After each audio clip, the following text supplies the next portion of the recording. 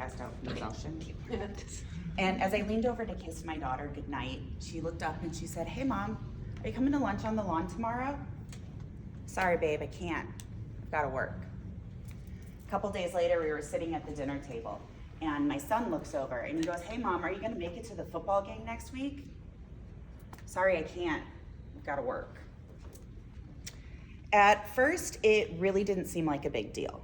As a single mom and an entrepreneur, I know I can't handle it all.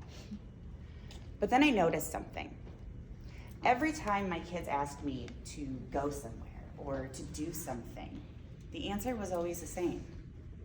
Can't, gotta work. And I said that my family was the most important thing to me, that my kids meant everything.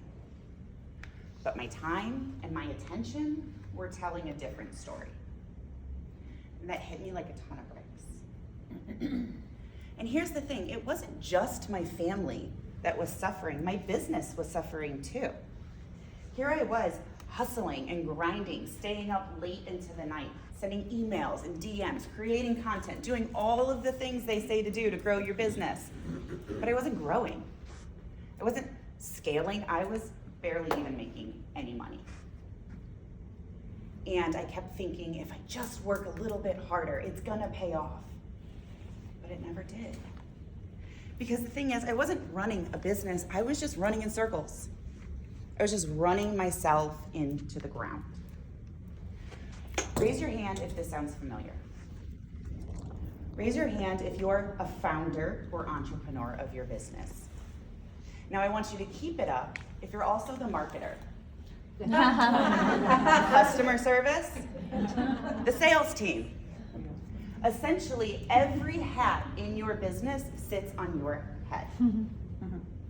I'm Krystal Casey, and as a busy mom of 5 and a seasoned entrepreneur, I know what it's like to have everything resting on your shoulders. The household, the bills, the business, and your sanity somewhere in there.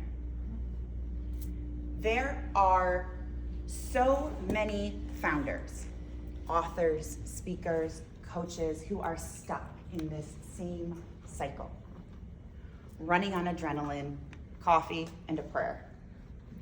Busy, but still broke. And here's the truth that I had to learn. Busy doesn't mean successful. And working hard doesn't mean that you're working smart. So I made a decision to stop carrying everything myself. I learned how to automate, what to delegate, and how to regulate my business so that it actually sustains.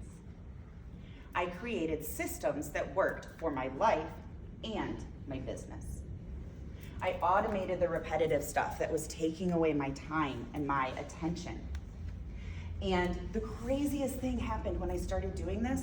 I actually started being present for my kids. Not just physically, but emotionally. Fully there. Not drained, not distracted, not torn between home and work.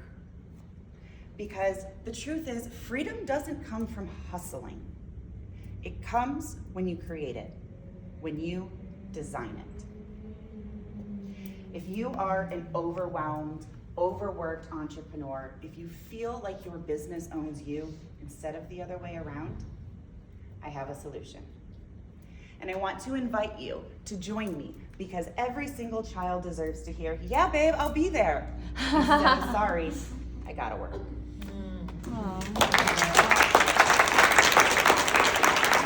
Thank you, Krystal. I want to celebrate you. Like, you are also a founding member, and I see the groundedness in you sharing your story, and the pictures that you created put me in the room with you. So thank you so much. Other celebrations? Casey, I love your pacing. I felt like every single point you made really landed inside of me so I could digest it, and I was just with you every step of the way. So thank you. You really just made me completely rethink the definition of hustle. Because you're like, yeah, I'm a hustler, like that's how great I am. Look at me, I'm a mover and a shaker. but you really made me think about it as maybe it's also like a prison, like a trap, something that I need to kind of be resilient and kind of jump out of and really rethink. So I really appreciate that. I love when speeches open up with a question where it's like, raise your hand. And some of the speakers did that today, it's great.